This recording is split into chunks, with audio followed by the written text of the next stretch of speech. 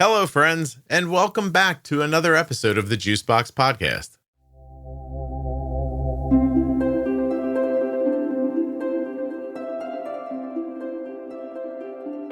Welcome to my nutrition series with Jenny Smith. Jenny and I are going to, in very clear and easy to understand ways, walk you from basic through intermediate and into advanced nutritional ideas. We're going to tie it all together with type 1 diabetes, talk about processed foods, and how you can share these simple concepts with the people in your life, whether it's your children, other adults, or even seniors. Besides being the person you've heard on the Bold Beginnings and Pro Tip series and so much more, Jennifer Smith is a person living with type 1 diabetes for over 35 years. She actually holds a bachelor's degree in human nutrition and biology from the University of Wisconsin. She's a registered and licensed dietitian, a certified diabetes educator. She's a trainer on all kinds of pumps and CGMs. She's my friend, and I think you're going to enjoy her thoughts on better eating. My Diabetes Pro Tip series is about cutting through the clutter of diabetes management to give you the straightforward, practical insights that truly make a difference. This series is all about mastering the fundamentals, whether it's the basics of insulin, dosing adjustments, or everyday management strategies that will empower you to take control. I'm joined by Jenny Smith, who is a diabetes educator with over 35 years of personal experience, and we break down complex concepts into simple, actionable tips. The Diabetes Pro Tip series runs between episode 1000 and 1025 in your podcast player, or you can listen to it at juiceboxpodcast.com by going up into the menu. Nothing you hear on the Juicebox Podcast should be considered advice, medical or otherwise. Always consult a physician before making any changes to your healthcare plan. This episode is sponsored by the Tandem Mobi system, which is powered by Tandem's newest algorithm, Control-IQ Plus technology. Tandem Mobi has a predictive algorithm that helps prevent highs and lows and is now available for ages 2 and up. Learn more and get started today at tandemdiabetes.com/juicebox.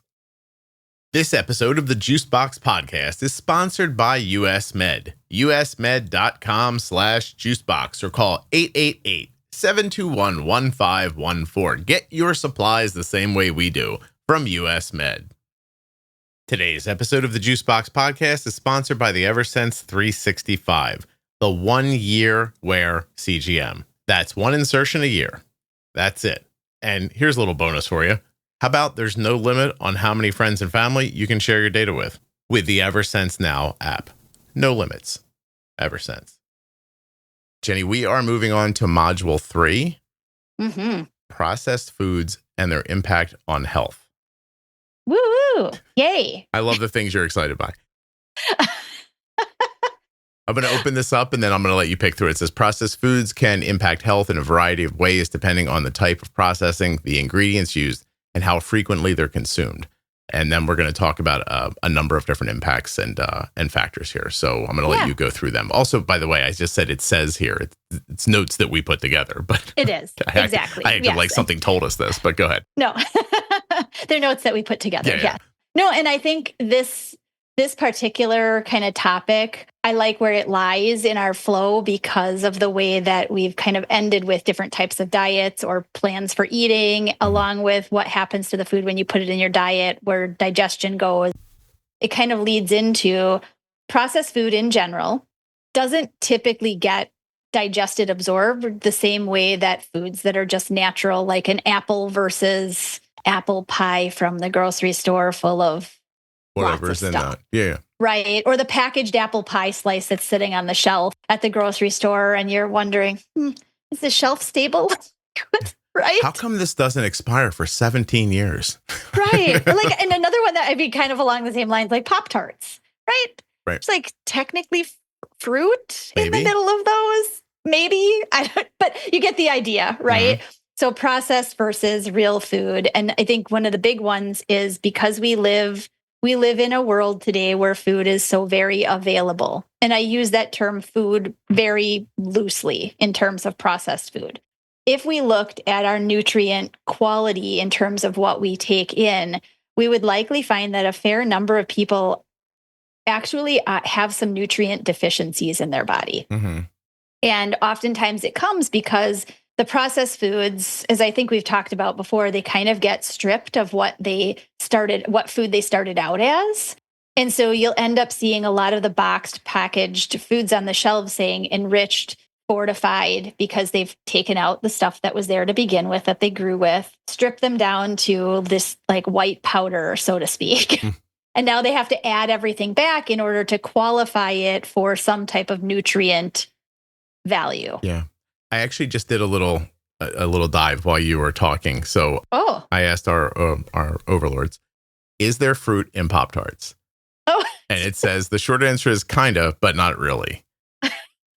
Some flavors contain a small amount of fruit puree or concentrate, but it's minimal and heavily processed. And they gives examples, the strawberries or dried apples or pear concentrate. And that's used to bulk up the fruit flavor. So this is actually from the packaging. Kellogg says contains 2% or less of dried strawberries, dried pears, or dried apples. So then the answer is technically yes, there is fruit in this. But it goes on to say it's processed to oblivion, heated, sweetened, and stabilized. The amount is incredibly tiny, and mainly it's just there to flavor it or justify the name. Correct. And it's mixed with corn syrup, sugar, artificial flavors, and coloring. So if you're imagining a spoonful of mashed up fresh strawberries in there, I'm sorry, it says that ship has sailed. And then it goes on to be, it picks a little bit through the marketing of it. And it says, look, why do they even bother putting fruit into it?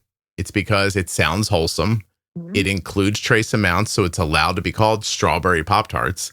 And the fruit or fruit-like taste does help cut the sweetness in all the sugar. So anyway. Yes. That's it. And what do we, as a good example, I mean, I'm sorry that we're like hitting on Pop-Tarts here. It was like one of those first things that came to mind when I was talking about Apple. I guess I don't know why. I don't think we have to apologize to them. But, in terms of the comparison there, right? They're high calorie is one of the first things that I recognize with processed foods is an apple. A rough estimate is approximately 50 calories. For your typical store-bought medium-sized apple, 50 calories. I don't know even what a Pop-Tart is. I'd have to look at the package, but it's probably like per single Pop-Tart, even though they come two little cellophane package, is what, like 150 calories, 180 calories. So again, not that I'm expecting people are saying, well, I'm eating an apple because I ate an apple Pop-Tart, but as a comparison from a food or a meal type of replacement, you could do better eating the apple with some nut butter or peanut butter, maybe have similar caloric amount, but they're not empty calories. They're not calories that your body is going to not really recognize in terms of how it processes it on a cellular level, a digestive function level. Whereas the 150, 200 calorie Pop-Tart, it has very little nutritional value. There's just not there. I would say, too, I looked again while you were talking, a Pop-Tart could have 190 to 210 calories in one, so that it's 380 to 420 for the pack. And then I went on in a little bit and asked a couple of more questions. A sedentary toddler needs 1,000 to 1,200 calories a day. 6 to 8-year-old girl who's active, 1,600 to 1,800. Like, there's a whole list here. Right. But the point is that even a very active teenage boy needs only about 3,000 calories a day. If you're talking about the teenage boy, you're giving away 1/6 of their calories to 2 of those Pop-Tarts. That then there's nothing functionally valuable in it. Correct. Yeah. And giving away, that's a great way to say it. You're essentially giving away what could be quality nutrient intake that's actually helping in the growing population. The little kids, the sort of preteen, teenage years, anybody who might be an athlete into their adulthood, you are giving away what could really be boosting cellular benefit. Yeah. And relying on, what portion of the standard American diet is really relying on processed food for calorie intake. I think people think calories and have for a very long time, especially since the whole low fat craze came out eons ago, right? It's all calories. But what do we eat food for? Yes, calories, but the behind the scenes is we want the nutrient pieces out of them. The macronutrients that we talked about, the micronutrients that we're supposed to be getting that help overall in our body, not only here and now, but long term. I'm going to kind of tack onto this here by telling you that I searched for give me 20 foods that technically contain real ingredients like fruit, but this will be good. But amounts so small or processed that they barely resemble a real thing. Can I guess one? Jenny, the amount of things on this list that you've said to me over the years is actually kind of stunning. But go ahead, guess one. Today's episode is sponsored by a long-term CGM that's going to help you to stay on top of your glucose readings, the Eversense 365. I'm talking, of course, about the world's first and only CGM that lasts for 1 year. 1 year, one CGM. Are you tired of those other CGMs? The ones that give you all those problems that you didn't expect? Knocking them off, false alerts, not lasting as long as they're supposed to? If you're tired of those constant frustrations, use my link, eversensecgm.com/juicebox to learn more about the Eversense 365. Some of you may be able to experience the Eversense 365 for as low as $199 for a full year. At my link, you'll find those details and can learn about eligibility. eversensecgm.com/juicebox. Check it out. This episode is sponsored by Tandem Diabetes Care, and today I'm going to tell you about Tandem's newest pump and algorithm. The Tandem Mobi system with Control-IQ Plus technology features Auto Bolus, which can cover missed meal boluses and help prevent hyperglycemia. It has a dedicated sleep activity setting and is controlled from your personal iPhone. Tandem will help you to check your benefits today through my link, tandemdiabetes.com/juicebox. This is going to help you to get started with Tandem's smallest pump yet, that's powered by its best algorithm ever. Control-IQ Plus technology helps to keep blood sugars in range by predicting glucose levels 30 minutes ahead, and it adjusts insulin accordingly. You can wear the Tandem Mobi in a number of ways. Wear it on body with a patch-like adhesive sleeve that is sold separately, clip it discreetly to your clothing, or slip it into your pocket. Head now to my link, tandemdiabetes.com/juicebox to check out your benefits and get started today. I would guarantee that something along the lines of fruit chews or gummy bears is on the list. Number 1, fruit roll-ups, mostly corn syrup and sugar with a smidge of pear concentrate posing as strawberry. Capri Sun fruit punch. Here's one that I think would stun people. Original Yoplait yogurt. Yes, there's fruit in it, but it's more sugar sauce than actual fruit. Sugar sauce is upsetting to me. Welch's fruit snacks, toaster strudels. Then it gets into vegetable-based ideas. Veggie straws, which is a thing I've brought up before. We talked about that, yes. V8 Splash, SpaghettiOs, Campbell's tomato soup. It actually says, is real tomato? Yes, but sugar, salt, and starch dominate its profile. Garden veggie chips, which I think is a pretty popular. I think they're kind of similar to veggie straws, almost. Mostly potato starch, form. Oil, few sprinkles of vegetable powder. Things that are made with real cheese. It says kind of. Spray cheese, Cheez-Its, Velveeta, nacho cheese Doritos, things that we've brought up before. Yep. Here's one for you. Made with meat.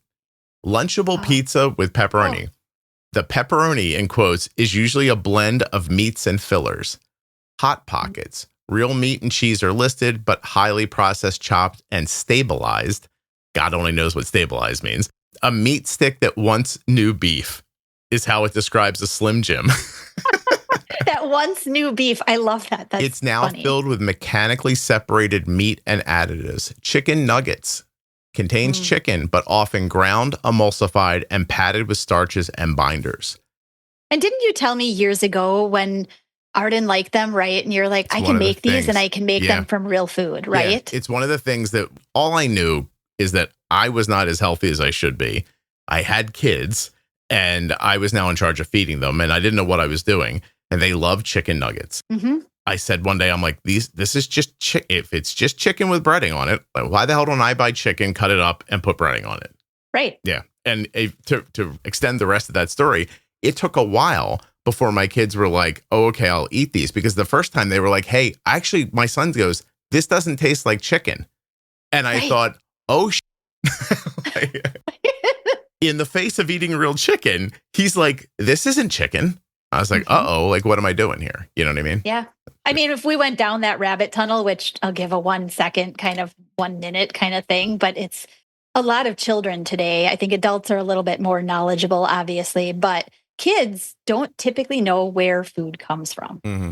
right? And if we're educating, it is very, from a meat standpoint too, it's like your son didn't think it tasted like chicken because what he was getting was, as you just stated, a mix of a whole bunch of processed stuff with little tidbits of some type of factory farm processed chicken that got mulled down and then whole bunches of other things added to it. And that's what they identify as chicken. Mm-hmm. It's not chicken, right? I mean, if you start showing kids where their food comes from, meat specifically, their eyes open up.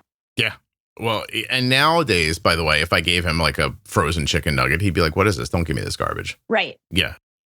Let's move forward because this, sure. I feel like you could just keep whipping this horse forever. Talk forever. Yeah. Yes. Because I have found myself, I did follow up and ask it like to do a deeper dive on what the chicken, like the way it described chicken nuggets, like what does that actually mean? And it's breaking down mechanically processed chicken, emulsifying processes.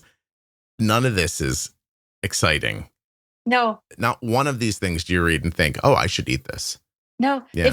And there are videos, actually, there are YouTube videos showing how chicken nuggets get made. And once you watch it and the pink paste that comes out and gets formed and coated, I guarantee you won't eat a chicken nugget in your life again. Have you ever bought one? You're going to say no. But have you ever bought a chicken nugget from McDonald's and the first bite into it, you're like, this is awesome. But if it cools off even a little bit and you take another bite, you go, ooh, something's wrong. Not so good. Yeah. I need the whole container of barbecue sauce to put this next bite in. For me, it would be sweet and sour, but I'm right there with you. Okay. Yeah. Are we going to move to number 2 here? Yeah. Number 2, processed food. I mean, there are a lot of hits coming from processed foods and they're widely available, but weight gain, obesity, I mean, they're a huge piece. Mm-hmm. Why? Because the foods call in, again, high calorie intake. Processed foods contain what you've already and I've already said, high sugar amounts, high fat amounts, high sodium amounts, and they don't lead to satiety or the feeling of being satisfied in the aftermath of a meal. So you end up eating more of them, right? You don't get the 4-piece, you get the 12-piece because you know that the 4-piece isn't going to be enough. Well, 4-piece probably also isn't balanced. If you put a side salad with it, if you eat an apple with it, the balance there, right? So in terms of weight management overall, we end up eating a lot more when it comes to processed food to finally get the brain sensation from our stomach that, yes, you've now had enough to eat. Mm-hmm. And by that point, you've probably overeaten by a minimum of 500 calories. Yeah. Yeah. That's crazy. And that's at a meal or a sitting. Correct. Right. And then you might do that 2 or 3 more times today. Right. Yeah. Absolutely. And, I mean, in terms of those other pieces, there are books, easy books to read that have been written on what the manufacturing companies know about the hit point, right? What they want is you to become sort of encouraged to continue purchasing their product. It's like a hit. You eat one of those shaped potato chips out of the cans. Mm-hmm. Oh, Pringles. You mean Pringles. Pringles. Yeah, thank you. Yes. Yeah. You can't just eat one, right? Why? Because they've now kind of hooked you and it hits all of the places that in your brain tell you to do it more. Right. It's like an addiction. It becomes like an addiction. And then it's hard to break that. And it's hard to, despite being a smart person and knowing you shouldn't do it, it's hard to not do it because it's become a habit that goes in your grocery cart. It comes home. It makes you feel good when you've had a crappy day. You come home and your Pringle can is there, whatever it is. Yeah, no, I hear you. So you're eating a bunch of food, quantity. It's got a ton of calories in it, but yet it's not doing the thing that eating is supposed to do for you. I used to hate ordering my daughter's diabetes supplies. I never had a good experience and it was frustrating. But it hasn't been that way for a while, actually for about 3 years now, because that's how long we've been using US Med. usmed.com/juicebox or call 888-721-1514. US Med is the #1 distributor for Freestyle Libre systems nationwide. They are the #1 specialty distributor for Omnipod DASH, the #1 fastest growing Tandem distributor nationwide, the #1 rated distributor in Dexcom customer satisfaction surveys. They have served over 1 million people with diabetes since 1996. and they always provide 90 days worth of supplies and fast and free shipping. US Med carries everything from insulin pumps and diabetes testing supplies to the latest CGMs like the Libre 3 and Dexcom G7. They accept Medicare nationwide and over 800 private insurers. Find out why US Med has an A+ rating with the Better Business Bureau at usmed.com/juicebox, or just call them at 888-721-1514. Get started right now, and you'll be getting your supplies the same way we do. Correct. Yeah. Exactly. What goes along with it when we're, bringing diabetes into the whole mix, whether you have type 1 or type 2, or maybe pre-diabetes, or maybe you have a family history with, some type of weight management issue, what goes along with it is insulin resistance, right? Mm-hmm. And anytime we're putting in more of these processed kinds of foods, what are most processed foods? What's the macronutrient? After reading all this, I don't know. Well, even all the processed stuff that your list brought up, carbs, what's the main right? Carbs? Yeah, but 100%. I was going to say goo. My brain is completely rewired now. Yes, it's kind of goo. It's like a paste, right? Instead of white rice, it's white rice flour in many of, or whatever it is. And so we end up getting the spike, the rapid up down, because carbs get processed fast. We know that with diabetes from learning about insulin timing and all of that kind of stuff. But the more we have to hit that spike, the faster it gets processed out of our system with the insulin that we take to management. Down we swing, blood sugar is dropping, and now we end up eating more. And we take more insulin, it goes in, or our bodies make more insulin, whether you have type 2 or whatever. And so over time, that hit in the body requires it to respond more and more and more. And insulin resistance specific to the type 2 population, it means that your betas kind of get pooped out. Yeah. Right? And overall, it's then a risk for those who are at risk of type 2 diabetes. It also, processed foods, they're not great for having you have, like you mentioned before, about more steady energy when we were talking previously about the different kinds of diets, right? That you feel like you have a lot more stable, steady energy in the past couple of years as you've cleaned up your lifestyle and you've made some changes to things. But processed food that call for more of it, oh, it's out, I need more. Oh, it's out, I need more. That energy pull from the body leaves you feeling considerably fatigued. Mm-hmm. No, because it's not giving you anything sustainable. Right? Yeah.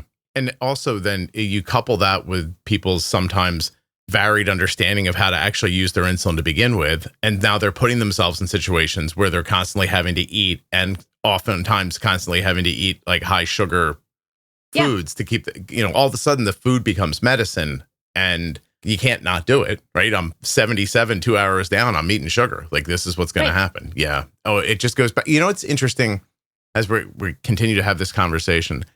It made me wonder, what year did the book Soylent Green come out? And it's 1973. So we've been talking about this since at least, I was born in 71. So this is a conversation in society for 50 plus years that do you know the book? I do know the book. Yeah. Okay. Yes. All right. So if you don't know the book, you should look into it. Right. But it's basically, it's a look at climate change, food insecurity, corporate power over food, pharma, urban overpopulation, like that whole thing of there's a lot of people here and we got to feed them and we got to take care of them. So we're going to make this goo and feed it to them, you know? And so it's funny because I get it. And the entire time we're having this conversation, it's not lost on me. The people who are listening are not the people who put this process into place. No, correct. Yeah. They're just going to the food store and they're trying to stay alive. Right. They have a certain amount of money and a certain amount of time. And they're like, listen, I know a Pop-Tart's not good for my kid. I'm not an idiot. Thanks. But I don't know what to do. And right. You know what I mean? It's the entire time we're having this conversation, I feel that just under the surface, I feel like we're saying something that is either not obvious to people or it's obvious to them and they have to ignore it for a number of different reasons. And on top of all that, and not to feel political, but on top of all that, they're in a situation not of their own making. Correct. Yeah. No, absolutely. And it's also not, I'm not blind to the fact of processed foods can look, I would say economically better. Not lately, right? but yeah. Like, not lately, yeah. But in general, right. like, all the commercials that I rarely see if I'm ever watching television, but the things that come up, like, get the meal deal, it's got this and this and this. And you're thinking, great, that's a lot of food. It's a lot of quote unquote food, but really what it is, it's a lot of calorie. Yeah. Bulk. And it's bulk, right? And it may feed a family, but what are you missing? Going back to the nutrients, you're missing what really your body is craving. And again, it's not lost on me either, the fact of food is expensive these days. I mean, in the past several years, food has continued to increase in price. There are economical ways to eat real food at a price that could work for the majority of people. Yeah. You have to get over the hump of I'll just call it the addiction. Like, you have to get over the hump of the addiction you have to the processed foods that you've been eating and clear that out of yourself so that you can keep going. But the truth is like you could buy, listen, it's not inexpensive, but you could probably buy 4 chicken breasts for somewhere around $7 to $9, like, right. And I weigh 180, I don't know what I weigh today, 178 pounds this morning, right? I can only eat like half a chicken breast.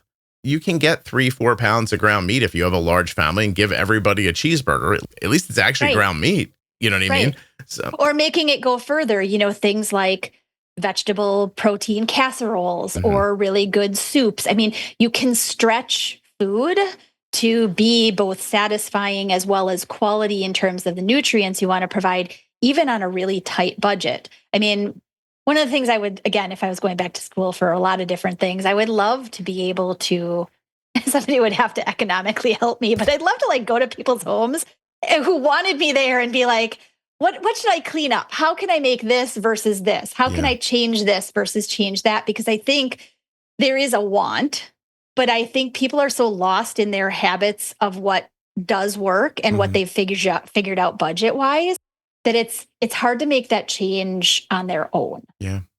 And I feel bad about that. Just the entire time we're talking, I'm thinking we're either telling people something they don't know and they're happy to hear, or we're telling people something that they completely understand and don't know how to escape. Right. They can't apply it. Yeah. When you look down this list of, I mean, you just went over blood sugar and insulin resistance. But, in a minute, we're going to talk about inflammation, your heart, your gut health, your mental health, right? Like, and risks of other chronic diseases, all from the root of this one problem, So yeah, and as you listed them, kind of increased inflammation, right? That's a heavy hitter. We hear the word inflammation a lot, but when we look at the other pieces here, heart health and your gut health and how your brain functions, and even those big chronic diseases that we hear about over and over and over again, a lot of them are linked to inflammation in the body. It's how the body processes a lot of different things. I mean, stress can also create inflammation, but food is another hit there in terms of inflammatory process. And some people might have more inflammation because their body doesn't like, even if it is a healthy food, maybe your body doesn't like it the most. Yeah. So that could create gut inflammation until you take it out of your diet. But these foods often contain a lot more unhealthy processed types of fats. Thankfully, we've gotten rid of most, like, trans fats aren't technically like allowed anymore, but it doesn't take care of, the fat we talked about before was like canola oil and some of the seed oils and those types of things. I mean, they're in all of these packaged processed foods. When we talk about preservatives, there's a lot of back and forth. It's like a 50-50 when we talk about artificial sweeteners and what that does in the body, and also the food colorings and the dyes and those kinds of things. And, whichever side you're going to sit on, just know that they weren't really created in the field across the street in the farmer's lot. Yeah. Right? They weren't. So when we talk about inflammation, it's really boils down to how does your body deal with it? And if it's once a year that you're eating blue gummy bears, probably not that big of a deal. But if that's something that's in your diet on an ongoing process, I guarantee that your body is not responding well to that. Yeah. And that's tough because everybody who's listening right now just said, oh my God, I have a bag of gummy bears in my house. That's, And listen, I buy a 5-pound bag of gummy bears probably twice a year. And I would say that a third of them get thrown away because they're in people's cars or they're in bags and they get stale eventually and like you don't end up using them. But they're also mainly how Arden like stabilizes a low blood sugar. It's a gummy bear here, a gummy bear there. I don't know. Jenny, this whole thing is upsetting. It is. And that's where I'm like, God, treat your low blood sugars, please. Right. Like, Yeah, we're not going to not do that. Right. I'll explode it out for a second. If everyone was eating the way Jenny is eating, I don't think you'd have as many low blood sugars. Is that fair? Because you wouldn't be using as much insulin. You wouldn't have as many spikes. You wouldn't be making as many big, aggressive I mean, honestly, how often do you get low? Define low. Because I define a low by whether or not it needs to be treated. I am using an AID system, right? So I do have a saver in terms of that. But how often are you saying, oh no, this isn't going to stop. I have to have something. And it's so emergent that it has to be sugary and quick. Oh, emergent? Yeah. Very, very rare. Do you not think that's somewhat a mix of an AID system, healthy eating, and exercise? And knowledge about what my typical variables do. Right. And how to adjust your insulin where it needs to be adjusted. Yeah. Yeah. Now, again, like you've been doing this a very long time and we've talked about this before. You had an excellent launch into life about food from your parents. Like I think you got lucky there. That's incredibly lucky. I did. Yeah. 100%. Yeah. Like even as we're talking, and I realized that I was able to break whatever addiction I had to food, I used the GLP to do it. Mm-hmm. Not everybody could do that. And if I didn't have that, I don't think I could have done it either. And I just had an experience with an acquaintance the other day who, after a year of just fighting to get a GLP medication, they got it. And now 3 months later are telling me like, I don't want to do this anymore.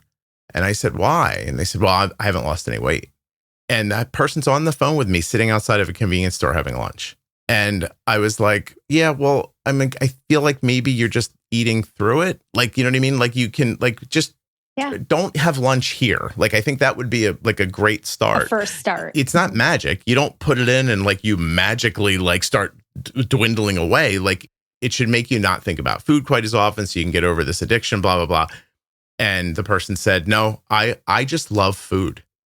And when he started talking about it, I realized that like his identity, like, you know how we talked about in the last episode about like special diets and people like, you know, like, well, you know, I had a personal experience with this and that's why I feel like this is universal truth or it's tribalism, right? Like you're like, oh no, it's keto. It's the way to go. Sometimes nutrition can be confusing or whatever. Right. Like I realized that his tribe is I like food. Mm-hmm. I didn't think of that as a fueling plan, but it is like in people's minds. And what does it boil back to? I mean, one of the things that we're, you know, kind of going to get to, but it fits right here is addiction-like eating habits. Yeah.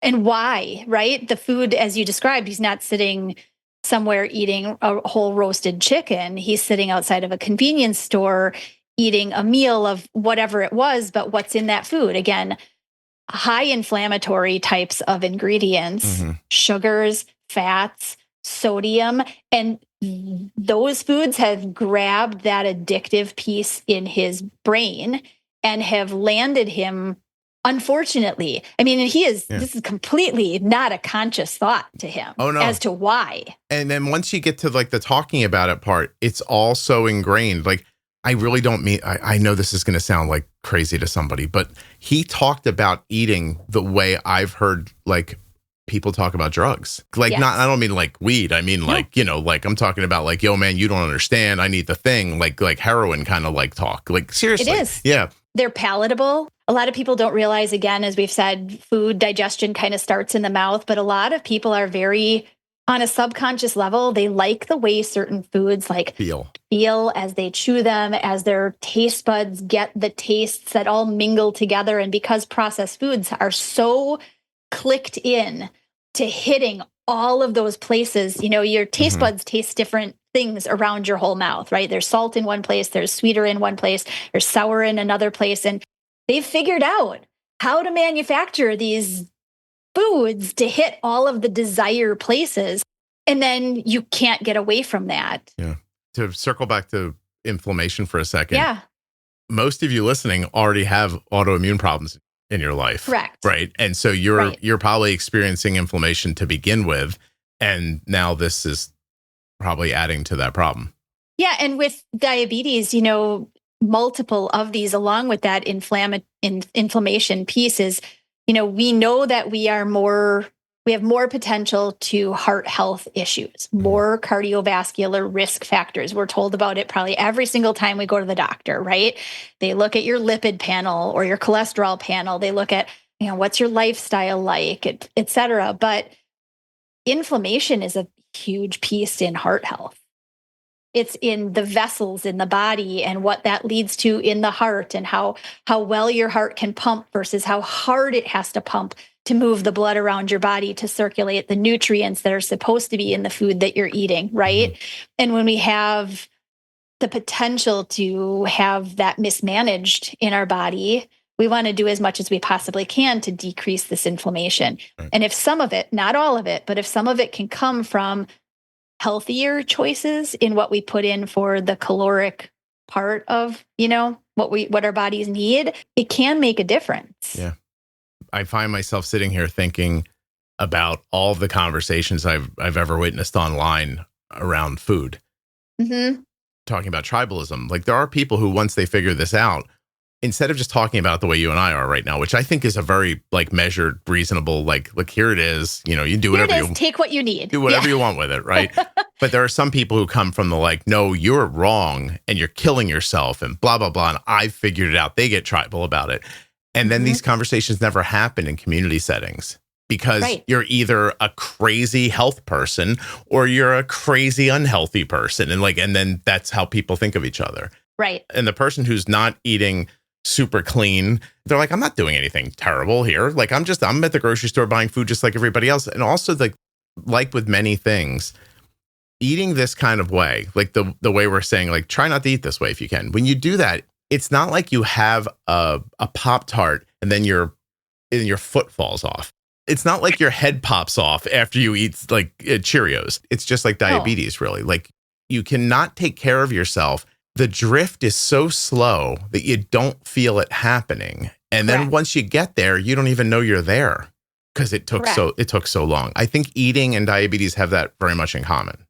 Absolutely. 100%. And in any health condition, which is why, we bring up these health conditions in terms of that processed food singular piece. We look at not only heart health, but, gut health, right? We talked a lot before about how food processes gets through your digestive system, where nutrients get absorbed, et cetera. But our digestive system is also supposed to clean out things, poop, right? It's I was like the word poop. Oh. 2 O's, 2 P's. What's not to like about it? If it's not coming out right, Jenny, it's probably not going in right. That's all. Correct. No, it's a great way to think about it. Many processed foods are low in what?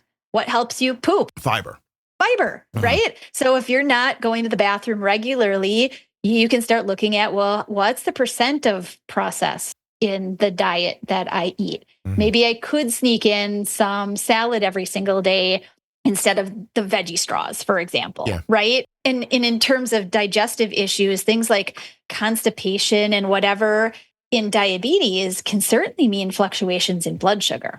If that food isn't processing through your system efficiently the way that it's supposed to, it will make a difference in your blood sugars.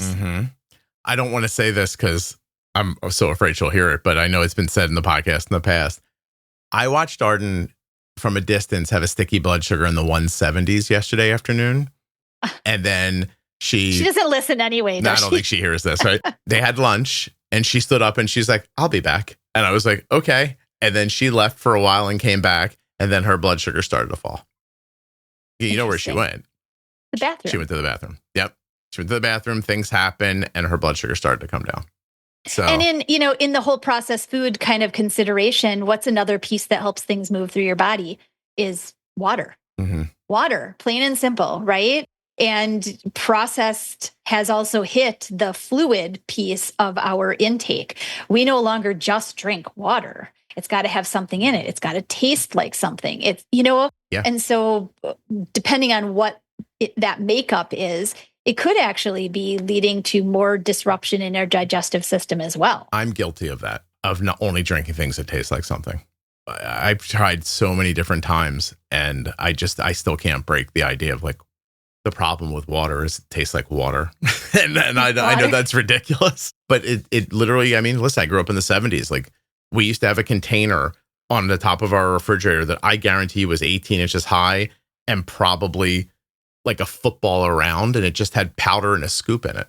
And there was a 1 gallon jug, and you'd fill it at the sink and put in a bunch of scoops and mix it up. And that was what you drank. That was what you drank, right? And I mean, water doesn't have to taste like nothing. Put a little bit of lemon juice, lime juice, squish up an orange slice and put it in the bottom. It enhances the flavor of the water. So it doesn't have to be truly just plain water. Damn it, Jenny. I'm going to do that as soon as we're done.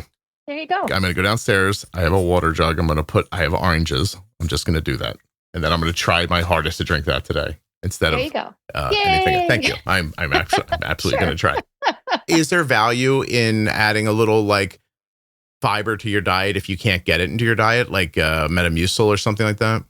Sure. I mean, Metamucil is out there. Citrusol is out there. One of the ones that I typically recommend is psyllium husk powder or fiber.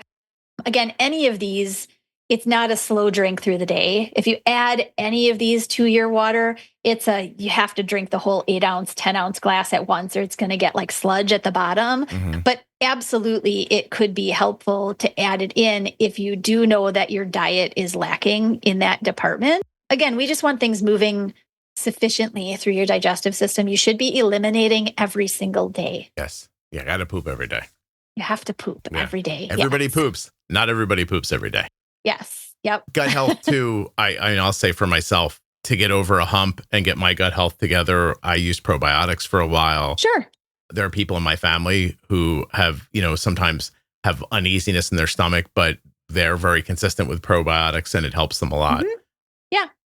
To help that. I know it's a thing that's probably understood by the people who understand it, but not much by the general public about, the gut biome it's a big deal. It has a lot to do with our next topic here too, is your mental health. I tell people how their diet impacts their mood.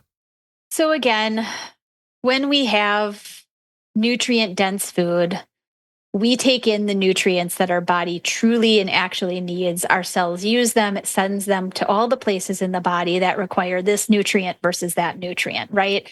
So when we have a lot of processed food versus the other quality types of nutrients, essentially we end up having, as we've already talked about, some blood sugar instability. We've also talked about inflammation. You can have inflammation in the brain as well. And it really impacts your mood. Think about the roller coaster that you have in blood sugar versus a day that runs nice and smooth. There is a very big difference in what you have to pay attention to on the roller coaster day compared to the non-roller coaster day, right?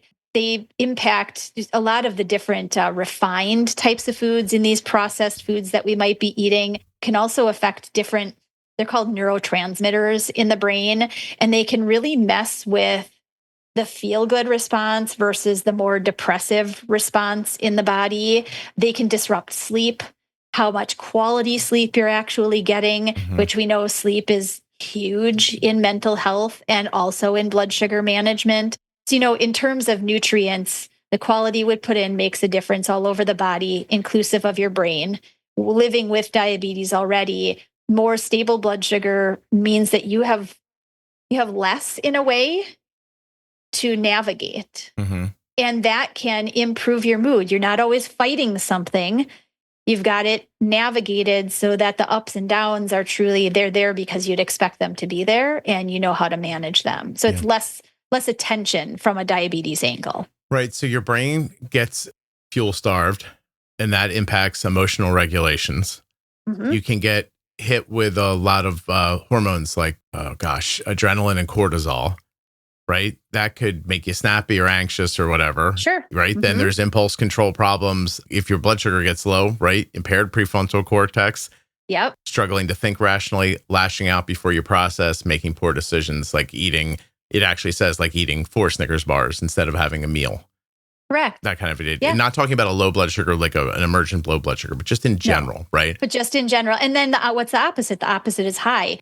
I know high blood sugars, at least for me, what my symptom that I absolutely hate and thus really work hard to not have high blood sugars is sleepiness, fatigue, almost like a cloudiness in the way that I move through I feel like I'm kind of like slogging through mud. Yep. I just don't have the energy that I have, hoped to have to get through the day. If you push through hunger instead of fueling, it slows down your digestion, shifts your metabolism, fatigue and weakness sets in, and your body could start eating muscle and breaking down muscle for energy, right? We don't want to happen. No, you want to keep as much muscle as you possibly can, because at some point muscle starts to decline anyway in life. So you want to keep as much muscle as you possibly can. And if all of that doesn't motivate you, it can affect your empathy. Like actual communication. You can misinterpret neutral comments as attacks. You can get sarcastic, cold, or passive aggressive and snap at people you care about. And then, of course, regret it later. And with today's communication being often without facial connection, that can happen much more frequently, right? If you can't see how somebody's responding to the comment that you've made, but it's a text message or something you've popped in on an online forum, if you're already on this roller coaster of emotion, it's going to be even worse. Yeah, you pick up your phone, you think, what does that mean? And and everyone's guilty of that. I'll tell you too, online's a great example. Y'all don't know how many notes I get from people that say, hey, I saw you deleted my comment or you suspended me for a day or something like that. I just wanted to tell you my blood sugar was low and I'm really sorry. Like, it's not how I actually interviewed a woman yesterday before we started recording. She said, you once suspended me from the group for 3 days. And I always thought about reaching out to apologize to you. And then just told me a story about she had a low blood sugar. She jumped on, saw something, it hit her the wrong way, and she got typey. And that was it. And I was like, no, but that's this. I know that's crazy to think, but for some of you, but it could just be what you're eating. So or how you're navigating what you're eating and everything that goes with it. In the whole general scheme of things, processed foods are harder. Yeah. And Jenny, I don't want to minimize it. Some of you might be, but that's not, but it also could be this. Do you want to keep going or are you out of time? Yeah, no, I'm good. I've got about 15 minutes. Oh, awesome. We can finish this good. up. Excellent. Yeah, absolutely. All right. Well, here's an upbeat one. Go ahead. Yeah. Risk of chronic diseases. We're really hitting on the big ones that encompass the majority of, unfortunately, death, especially in the United States. We've got heart disease that we talked about. We just talked about mental health, but diving deeper is more like dementia and Alzheimer's, kind of beyond, right? And then we've got what other chronic diseases? Cancer risk. Yeah. Right? So we've got, there are many, many, many studies that look at food, real food versus more processed food. And we already talked about meats, your chicken nugget example, right? But the more processed the meat, processed thinking beyond what, we talked about, things like your hot dogs, your deli meats, foods with a lot of artificial preservatives, things like nitrates in them. They do have some good studies relative to the processed nature of those foods and the additives and the ingredients leading to higher cancer risk, especially like your digestive cancers. Colon, esophageal even, or no? I wonder. Maybe that might be too high up. Yeah, the esophagus is more relative to how your body is responding to that. Like GERD. And you have this little, that, right? GERD, right? Yeah. You're supposed to have this little valve at the top that doesn't allow food to come back. And again, depending on maybe your body's response to food, you may actually not be tolerating some of the things that you're taking in. Maybe they are more processed. They could come back up and that can erode things, creating more risk there. That one example, deli meats. My father-in-law, he thought that was deli meat was quality food because it was expensive and he couldn't afford it when he was younger. So interesting, right? We couldn't afford to stand at the deli like proper people and wait for our half a pound of this and quarter a pound of that and stuff like that. But once he could afford it, he thought he was eating well. Right. And you couldn't have talked him out of it in a million years. I still have trouble telling my wife because she grew up with watching her dad be like, no, this is look, this is us properly succeeding. You know what I mean? And all the time, I'm like, that's not food. Right. It just isn't. That's not turkey. There is turkey. You could buy it and we could make it and then take out your knife and cut it yourself. And slice it up. Yeah. And I do that, by the way. And sometimes it just sits. I'll get a half a turkey breast and make it and slice it. And it's awesome. And I'll pick at it. But some people will just oh, it's too, it's almost like it's more, I don't know what the word is, but when you make it that thin slice, it somehow attracts people's I don't know what I'm saying. Well, what is it also It's almost like the packaging sexier for some reason. Like almost, but it's also, what are we talking about in general with processed foods? They're convenience foods. It's easy. Yeah. It's easy. You take the slices out of the package. Oh, goodness, it goes pretty far. I can make, 12 sandwiches out of this pack of meat. Now, are there quality choices? Sure. Go to the deli counter. Ask what the ingredients are in the deli meats that aren't packaged in plastic at your grocery store.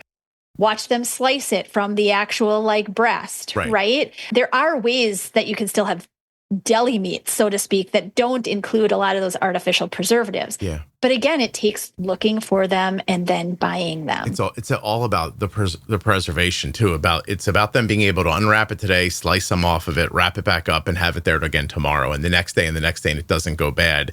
And if you took my process and just took a turkey breast and put it in the deli, it'd be bad in a few hours, like just sitting out in the air like that.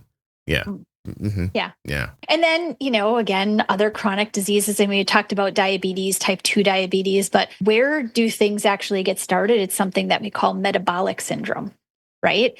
Which includes a lot of different factors that we kind of lump it into heart health or cardiovascular diseases, things like changes in your blood pressure, changes in your cholesterol levels, even a family history of some of the things like stroke or heart attack definitely includes elevated blood sugar levels.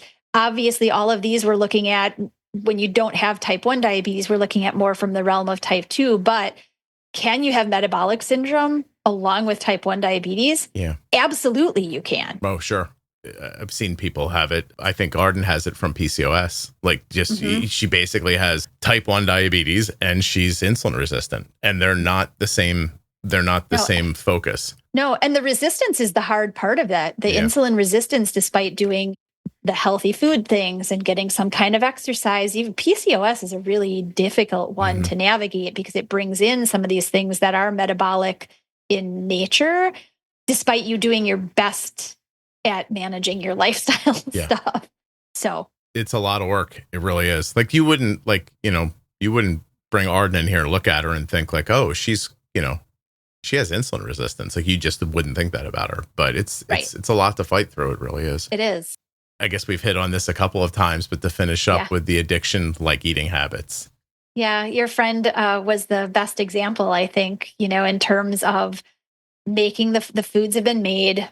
They're made essentially for your body to like them, your brain to like them. That's where the hit point for any addiction comes, is your brain and some personalities, honestly, are much more likely to have an addictive quality to them. And because of the way that these processed foods have all of the right pieces linked together, the reason you can keep going back and going back and going back. And again, because they're nutrient poor, and calorically dense, you don't fill up on just a little bit of it. You have to keep going back and get more of it. And again, thus overeating and, triggers things in the brain that lead you to doing it more and more and more. It's like Halloween, right? You get started on eating the Halloween bucket. And it's so good. You just want to go back for another little Snickers bite. And you just want to go back for another little, whatever it is. 11 days later, you're pulling some candy out of the bottom. You're I don't even like this, but hey. I don't know what this is. Then the basket empties and you're oh, all right. I guess I go back to and you look up and it's the middle of November. Right. You've been eating Halloween candy for weeks. And what does it bring in, to those people who are more, I guess, receptive to kind of emotional eating or more receptive to this dysregulation in their own ability to choose, you end up having a really poor relationship with understanding why you're eating. You're eating to satisfy a desire. You're not eating to satisfy the real reason for putting food in your mouth. And it's to sustain life. Right. And it's not that there's not a balance. You said it earlier, right? It's cool if once in a while you're hey, yeah, I like this. Right. This is fun. You know what I mean? Yes. I think it's the availability of the food 100% that causes the problem for somebody. If you had to get up on Sunday morning and go get a bushel of apples and squish them up to make an apple pie, well, you'd have an apple pie once in a while. But correct. Yes, but when there's a hand-sized, like literally a hand-sized apple pie at the cash register while you're leaving the gas station, well, hell, we can eat them all the time. Right. And then it's like, whoa, there's 3 for $1. Like, awesome, I'll get 3 of them. And like, I'll have one for later. And then, I can go to a big box store and get 50 of these. Like, now they're in the closet. It's that. If you don't see the same thing as when I told the story about, like, I caught my little brother smoking when he was a kid. And I said, listen, if I was you, I would just think about 10 really rich people in a boardroom laughing at you for buying their cigarettes. Like, right. That's kind of how I feel about the food, too. Like, someone has marketed you into a health issue or a future health issue, and they're going to be rich and you're going to be dead. And that's tough. Like, it's just what it is, you know? So, right. Anyway. No, and that's it's a good example, essentially, because really you're feeding a desire in your brain that came from somebody's idea of how to actually get you addicted. Yeah. No, somebody took advantage of what they understand about how the human body works to get you to think, oh, I absolutely need this candy bar, or I absolutely should be drinking this soda. I mean, we haven't even like hit on soda yet, but soda is just like inconscionable that it's even made. And I like a glass 100%. Of soda once in a while, but like it's not 1955 and you're not having a Coke at the soda counter. At the soda counter. Yeah, it's right. Not the same thing. You've bought 17 bottles because it was on sale, $9 for 4, and you're like, ooh, it's a deal. And that's a very good example. Going to, so to speak, the soda counter for a nice glass of that they, bring you. It's got ice in it and it's frosty on the outside, and you were probably there with your boyfriend or your girlfriend who you wanted to take along with you, and it was like 10 cents for the glass, and it was a treat. However, and you weren't going to have another one until next Saturday. Correct. Yeah. Yes. Yeah. It wasn't there are cans of this on the shelf, so why should we go to the soda counter? Right. I mean, I'm going to guess that a bucket of popcorn at a movie in 1960 it wasn't as big as my dog. It wasn't a bucket at all. It said free refills at the end, and you're like, oh, it's only $20? What a deal. Yeah. There's free I don't know. And then you got to go put buttery flavored topping on it. And it's just a lot of what you're doing isn't what you think you're doing, I guess is my point. So, all right, I'll let you go. Thank you so much. Okay. No, thank you.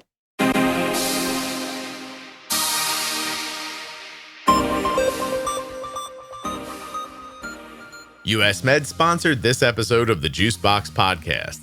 Check them out at usmed.com/juicebox or by calling 888-721-1514. Get your free benefits check and get started today with US Med. The podcast you just enjoyed was sponsored by Tandem Diabetes Care. Learn more about Tandem's newest automated insulin delivery system, Tandem Mobi with Control-IQ Plus technology at tandemdiabetes.com/juicebox. There are links in the show notes and links at juiceboxpodcast.com. Are you tired of getting a rash from your CGM adhesive? Give the Eversense 365 a try. Eversensecgm.com/juicebox. Beautiful silicone that they use. It changes every day, keeps it fresh. Not only that, you only have to change the sensor once a year. So, I mean, that's better.